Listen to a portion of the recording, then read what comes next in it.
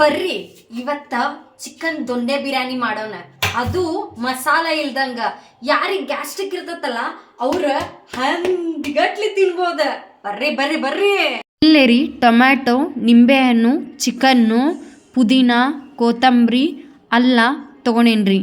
ಮೊದ್ಲಿಗ್ರಿ ಜಚ್ಕೊಂಡಿರೋ ಅಲ್ಲಾನ ಹಾಕ್ಕೋಬೇಕ್ರಿ. ಆಮೇಲೆ ರೀ ಕಟ್ ಮಾಡಿರೋ ಟೊಮ್ಯಾಟೋನ ರುಬ್ಕೊಳಕ್ಕೆ ಹಾಕ್ಕೋಬೇಕ್ರಿ. ಆಮೇಲೆ ರೀ ಕೊತ್ತಂಬರಿ, ಪುದೀನ,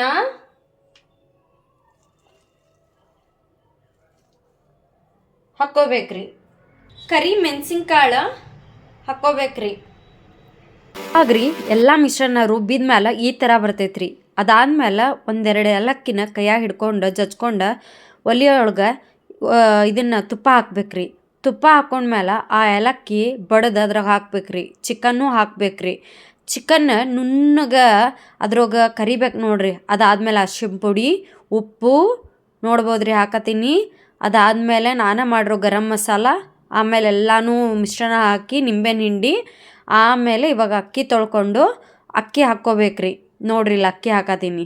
ಓಕೆ, ಈ ಥರ ಅಕ್ಕಿ ಹಾಕ್ಕೊಂಡು ಆಮೇಲೆ ಅದ್ರ ಮೇಲೆ ಒಂದು ಲೋಟ ನೀರು ಹಾಕ್ಕೊಂಡು ಲಿಡ್ ಮಾಡಿಕೊಂಡು ಒಂದು 4 ವಿಷಲ್ ಮಾಡ್ಕೋಬೇಕು. ನಾವು ದಮ್ ಹೊಡೆಸ್ಕೊಳಕ್ಕೆ ಇಲ್ಲಿ ಚಾರ್ಕೋಲ್ ತೊಗೊಂಡೇನ್ರಿ.